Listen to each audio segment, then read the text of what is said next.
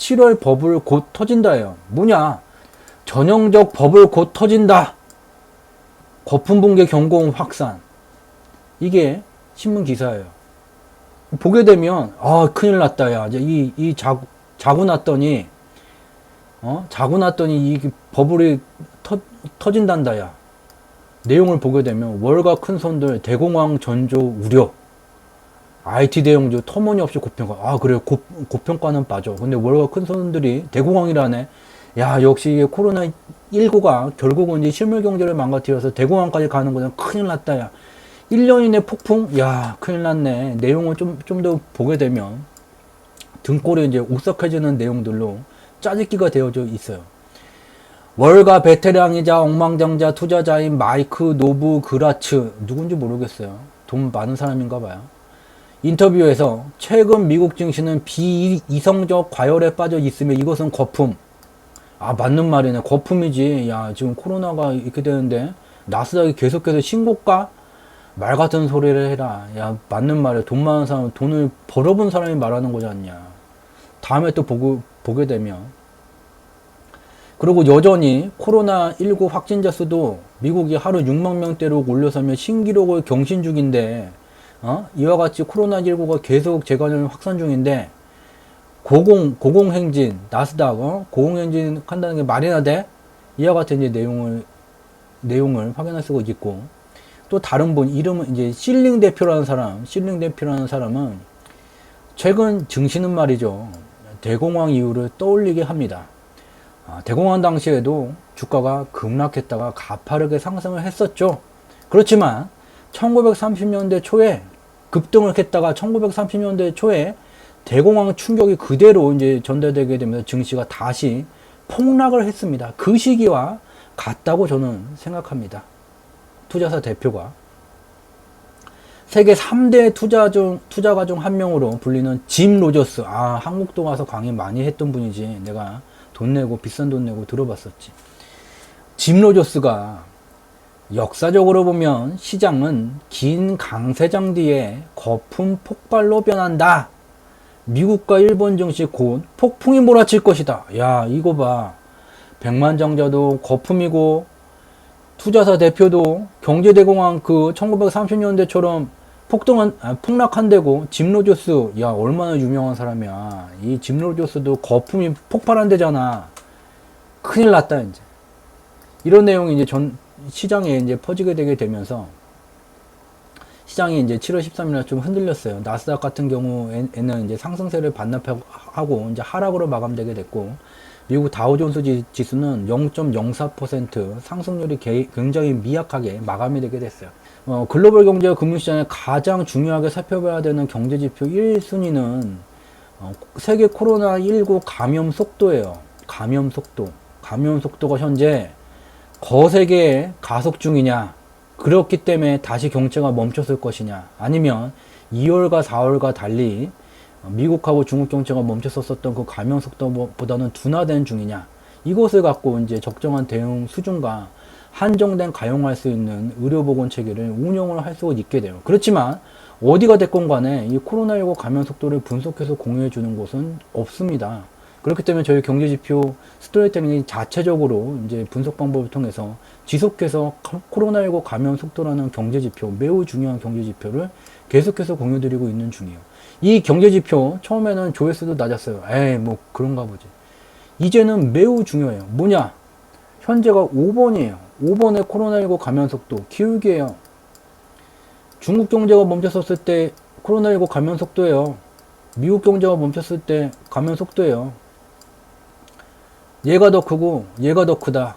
다시 말하면 미국 경제가 다시 멈춰설려면 이와 같은 감염 속도가 돼야 되는데, 아직까지는 재감염이 확산되고 있지만 완전히 경제가 셧다운되지 않을 것이라는 것을 직접 눈으로, 이 자료로 어렵지 않게 직접 눈으로 그냥 확인할 수가 있어요. 따라서 이 코로나19 불확실성이 실물 경제를 다시 셧다운 시키고, 그에 따라서 3월과 같은 또는 3월을 넘어서는 폭락의 금융시장이 폭락이 나타날 시기가 아니라는 것을 직접 눈으로 확인할 수 있게 됩니다. 불확실성은 있지만 이 경제지표를 활용하는 순간 불확실성이 측정됐고, 그렇기 때문에 불확실성은 불확실성이 위험으로, 영어로는 uncertainty가 리스크로 변환이 됐다는 것을 이 지표를 통해서 직접 확인할 수 있게 되고 우리는 대비할 수 있게 됩니다. 아직까지는 말도 많고 탈도 많고 재간염은 계속 확산되겠지만 완전히 경제가 다시 셧다운 될 시기는 아니다라는 것을 알 수가 있고요.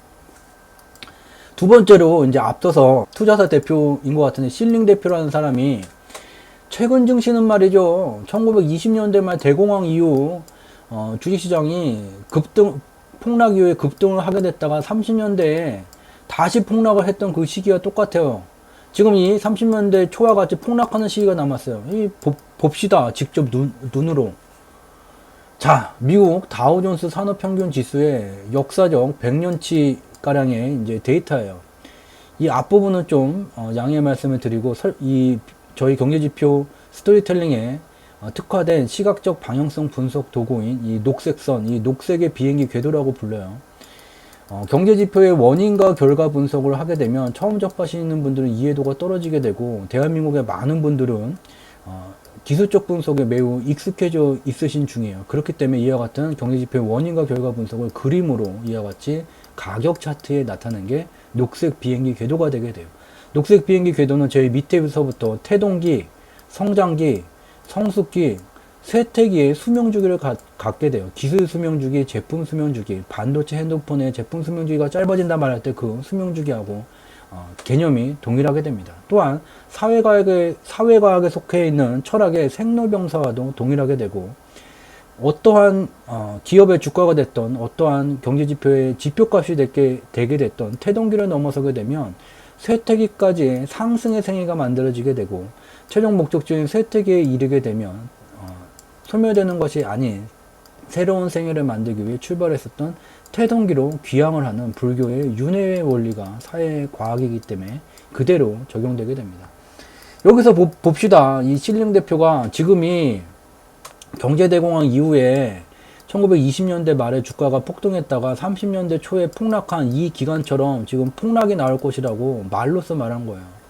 여기에 이제 녹색 선으로 나타나게 되면 1932년에 쇠퇴기인 목적지에 도착했었던 이 다우존스 지수가 1932년에 새로운 생애를 만들기 위해서 태동기로 귀향이 완료가 되게 됐어요. 귀향이 완료가 되게 됐고 그 뒤에 태동기를 넘어서게 되면서 상방의 생애가 만들어져 왔어요. 근데 1930년대 이후에 2000년까지 계속해서 이 평균 상승 속도를 의미하는 녹색 비행기 궤도의 붉은색 선, 이 경유지 정도의 속도를 일정 기간에는 하회하는 기간도 있었지만 평균적으로는 평균 상승 속도를 유지를 하면서 진행이 되어 왔어요. 근데 2000년에 들어오게 되면서 드디어 이 평균 상승 속도를 의미하는 경유지를 넘어서 1차 상승이 완료가 되게 됐어요. 녹색 비행기 궤도상에서 어떠한 기업의 주가가 됐던 어떠한 경제지표의 지표값이 되게 됐던 태동기를 넘어서게 되면 경유지를 소폭 상회하는 수준까지 1차 상승이 진행이 되게 되고 일정 기간 휴지기를 충분히 갖춘 다음에 다시 경유지를 넘어서게 되면서 2차 상승기가 되게 돼요. 다우존스 지수는 코로나19가 덮치기 전에 2차 상승이 이미 시작이 되고 있던 중이었어요. 그러던 와중에 코로나19로 실물 경제가 멈춰서게 되면서 3월에 폭락이 나타나게 되면서 다시 폭락이라고 말하지만 결국은 평균 상승 속도 1930년 이후로 계속해서 이 평균 상승 속도를 유지해오는 기간이 많았었고 그 평균 상승 속도에 와 있을 뿐이에요. 즉 쉽게 말하면 이 실링 대표가 말한 것은 이 쇠퇴기에 1920년대 말에 도착했었던 다우존스 지수가 새로운 생애를 만들기 위해서 상승 생애가 다 종료되고 태동기로 귀향하는 과정이었다면 현재는 쇠퇴기에 도착하지도 않았고 1차 상승이 완료됐고 1차 상승보다 더 강한 2차 상승이 진행되던 시기에 코로나19로 폭락, 3월에 폭락이라고 말하지만 평균 상승 속도 부근에 와 있는 거예요. 즉 다시 말하면 얘는 상승생애가 완료되고 태동기로 귀향하는 과정이었고 얘는 상승생애 중에 가장 강한 2차 상승 경로가 설정된 상황에서 평균 상승 속도를 나타내는 경유지까지 와 있는 거예요. 그렇기 때문에 여기의 상황과 여기의 상황이 다르고 얘는 이제 그림으로 나타난 거지만 숫자로 표현된 경제지표의 분석을 하게 되면 여기하고 여기는 같을 수가 없다. 이 말은 아예 참인 것이 없다는 것을 알 수가 있게 돼요. 또 하나 살펴보게 되면 바로 상업은행 연체율이에요. 여기 파란색으로 나타나는 게 상업은행 연체율이고요. 빨간색으로 나타나는 게 상업은행 대출이에요. 글로벌 경제 호경기 시절에는 대출이 증가됨에도 불구하고 이자와 원금을 원활히 갚는 연체율의 하향 안정세가 나타나는 특징을 눈으로 직접 확인해 볼 수가 있고, 코로나19가 덮치기 전까지 글로벌 경제는 2010년 이후 호경기 사이클이 진행되고 있다는 것을 직접 눈으로 확인해 볼 수가 있어요. 우리가 주목해야 되는 것은 바로 이러한 시기예요. 대출이 증가세가 진행이 되는데 상업은행 연체율이 급격하게 상승하는 현상. 대출이 증가되는데 상업은행 연체율이 급격하게 증가되는 현상. 이와 같은 연체율이 급격하게 증가됨에도 불구하고 가격이 상승하는 시절을 투기다, 버블이다, 과열이다 라고 저희 경제지표 스토리텔링은 구분을 합니다. 우리가 주목해야 되는 것은 현재 이제 버블인지 아닌지를 봐야지 되죠. 왜냐? 상업은행의 대출이 코로나 국면 이후에 이와 같이 더 격하게 증가되고 있고, 매우 안타깝게도 주요 이제 거대 자본을 운영하는 곳은 실시간으로 경제지표를 실적을 확인할 수 있겠지만 저희는 그러지를 못해요. 우리가 볼 수 있는 연체율자료 채권권을 보고 싶은데 2020년 1월까지 뿐이 주지를 않아요. 1월 이후에 얘가 이렇게 대출이 급격하게 증가되면서 연체율이 폭발된 것 아니냐. 이렇게 됐다면 얘가 버블이고 과열이고 투기다 라고 말할 수 있는 것 아니냐. 맞아요. 그래서 이 연체율 자료, 제공되지 않는 연체율 자료를 찾아야 돼요. 제공되지 않지만. 그렇기 때문에 숫자로 표현된 경제지표의 원인과 결과 분석으로 찾을 수뿐이 없어요. 먼저 이제 시각적으로 먼저 살펴보게 되면 바로 녹색의 비행기 궤도예요.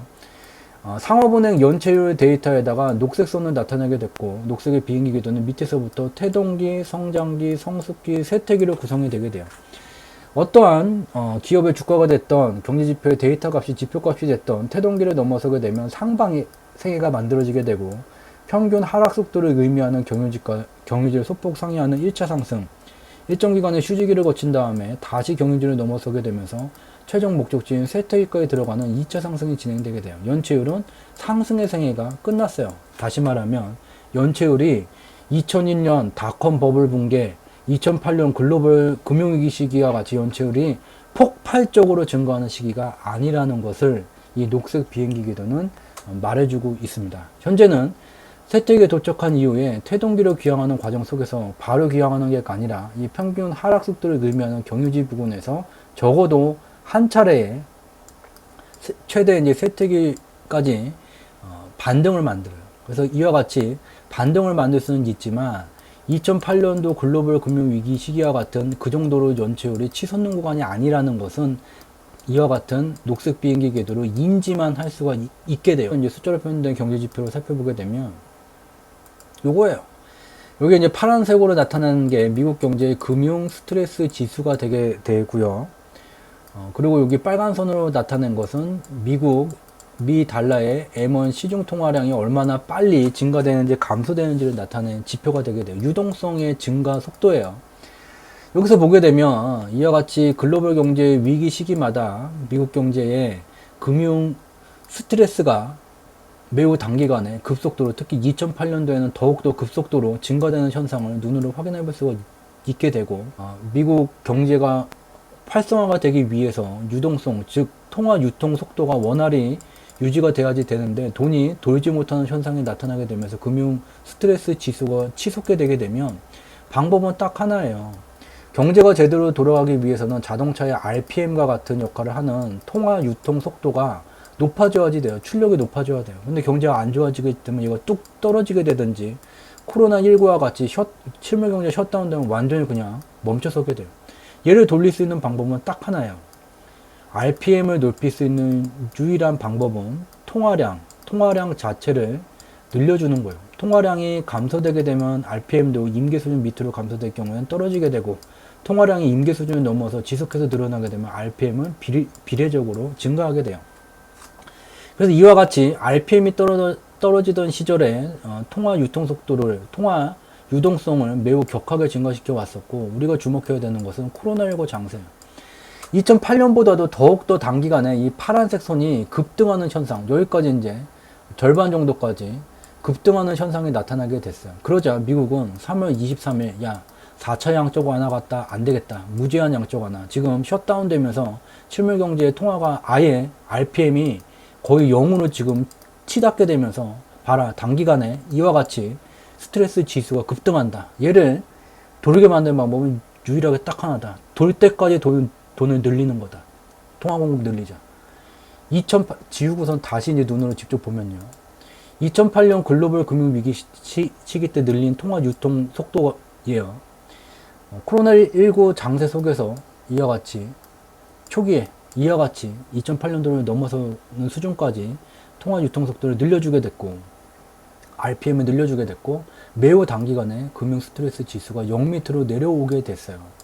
근데 또 우리가 주목해야 되는 건 여기에요. 그림이 매우 작아요. 여기를 금융 스트레스 지수를 확대하게 되면 이와 같이 급등했다가 0 밑으로 내려왔는데 6월 달에 얘가 6월 기간에 올라왔어요.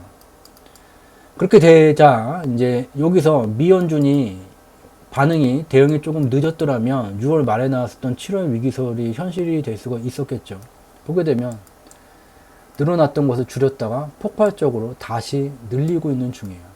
즉 유동성을 더 늘리게 되면서 조금이라도 지금 미국 경제가 정상 가동이 안 되는데 부분제 가동인데 RPM이 떨어지는 일이 벌어지면 안 되기 때문에 이와 같은 현상이 나오자마자 초기에 다시 더 격하게 유동성 증가 속도를 늘려주는 거예요. 3월 23일 그 시기보다도 더욱더 격하게 유동성을 늘려주고 있는 중이에요. 이와 같이 유동성이 늘어나게 되면서 6월 말에 나왔던 7월 위기설 잘 가세요. 아무 영향을 못 미치게 되고 특히 이제 글로벌 금융시장이 7월 달에 하방 변동성이 매우 제한되는 상황이 펼쳐지고 있는 중이에요. 또한 우리가 여기서 알 수 있는 것은 이 녹색 박스로 나타낸 부분을 주목해 볼 필요가 있죠. 이 녹색 박스로 나타낸 것이 앞서서 연체율이 그 급등하던 기간이었어요. 연체율이 그냥 급등하는 게 아니라 실물 경제에 문제가 생기게 되게 되면서 실물 경제의 RPM 역할을 하게 되는 통화 유통 속도가 떨어지게 되고 그에 따라서 미국 경제에 부가가치를 창출하는 주체들에게 돈이 도는 회전 속도 RPM 통화 유통 속도가 급격히 낮아지게 되면서 금융 스트레스 지수가 급등을 하는 그 시절에 상업은행의 연체율이 인과성을 갖고 급등을 하는 현상이 나타나게 돼요. 즉 파란색 선이 급등하면 연체율이 급등한다. 예, 여기 있습니다. 연체율이 급등하는 것이 매우 제한적이다 라는 것을 알 수 있게 되고 그래서 앞서서 살펴본 거와 같이 2008년 경제대공황 그런 시기와는 다르게 상업은행 연체율은 급등하는 수준이 매우 제한됐을 뿐이 없고 직접 숫자로 확인해 보게 돼도 경제지표가 말해주는 것은 2008년과 같은 그와 같은 연체율이 급등할 수 없는 지금 매우 강력한 미 연준의 통화정책이 진행되고 있다는 것을 확인해 볼 수가 있어요. 그래서 결국은 다시 이제 금융시장으로 돌아오게 되면 계속해서 이제 공개방송을 통해서 공유드리고 있는 동일한 경제지표예요. 저희 경제지표 스토리텔링에 특화된 그 분석 방법론을 통해서 만든 이제 경제지표가 되게 되는데 미국의 이제 경기 부양 정책과 미국의 대형 조인인 다우존스 지수의 상대 강도 지수예요. 얘가 이제 하락하게 되면 경기 부양 정책은 매우 강력한데 그에 미흡하게 주식시장이 반응하고 있다는 것을 의미를 하게 돼요. 얘가 이 여기 있는 제일 밑에 있는 빨간색 선 여기에 이제 오게 되면 이와 같은 시기에 미국 다우존스 지수가 폭락하는 시기예요. 근데 얘가 이제 여기까지 터치를 하고 난 다음에 그 뒤에 출렁이면 발생이 되지만 저점이 높아지게 되는 다시 이제 상한 임계 수준까지 다가가는 그러한 흐름이 진행이 되게 되고 현재는 2020년 3월은 앞에 1번, 2번 시기보다도 이 빨간색 밑을 더 하회하는 수준까지 갔었어요. 그렇기 때문에 여기서 다시 3월 수준을 넘어서는 폭락이 나온다. 그러면 이 경제 지표가 한 번도 역사 위치에 없었었던 이 밑으로 내려간다는 것이고, 그와 같은 일은 벌어지기가 매우 어려운 일이라는 것을 알 수가 있게 돼요. 그리고 특히 현재가 3월 20일 미국의 선물 옵션 만기 이후 현재까지 반등 국면이 지속이 되게 되니 버블이다. 야, 3월에 급락한 것과 같이 폭락하는 시절이 나오게 될 거야 라고 주장하는 분들이 있어요. 2020년 3월에 과한 하방 변동성이 그냥 나타난 것이 아니라 하방 변동성이 나오기 전에 2019년 10월 말서부터 2020년 2월 초까지 오버슈팅 구간이었어요. 그 오버슈팅 구간의 이 경제지표는 여기에 와 있었고, 지금 우리는 여기 있어요. 3월과 같은 폭락은요, 이 위치에 지금 있다면 가능한 얘기가 되게 되지만, 여기는 그런 위치가 아니에요. 그러나 우리가 간과해서는 안 되는 것이, 이러한 위치에 와 있지만 향후에 반등 국면이 지속될 다음에도 일정 수준의 하방 변동성이 나타날 수 있다는 것은 간과해서는 안 될 것입니다. 그렇지만 아직까지는 3월 20일 이후 반등 국면이 진행되고 있다. 공개방송이 화요일, 목요일 밤에만 진행을 하게 돼요. 그래서 이제 월, 화, 수, 목 중에는 이와 같은 네이버에다가 이제 경제지표 스토리텔링이라고 검색어를 치시게 되면 블로그에 이와 같은 클릭을 하게 되면 저희가 운영하는 블로그 경제지표 스토리텔링 우리가 사는 세상 바로보기라는 블로그가 나오게 돼요. 그래서 매일 2개 정도씩 그날 이제 분석한 내용을 올려드리게 되고, 블로그에는 매우 단편적인 얘기만 좀 분석한 내용을 공유를 하게 되고요. 여기에 이제 연관 검색어에 보게 되면 주 상지라고 여기 조회가 돼요. 조회수가 좀 이제 많아져갖고 연관 검색이 되고요. 여기에 이제 주 상지를 클릭을 하게 되면 여기에 세 번째 거 얘를 이제 클릭을 하게 되면 저희가 운영하는 카페 주상지, 주가를 상승시키는 경제지표 카페가 연결이 되게 되고, 여기에 올리는 시황은 블로그에 공유된 것보다 좀 더 심층 분석, 인덱스 리뷰가 된 내용이 올라오게 돼요. 그래서 이와 같은 블로그 내용을 통해서, 블로그와 카페를 통해서 매일마다 그 분석된 내용을 참고를 하실 수 있는 자료를 제공드리고 있다는 점 참고로 말씀드리도록 하겠습니다.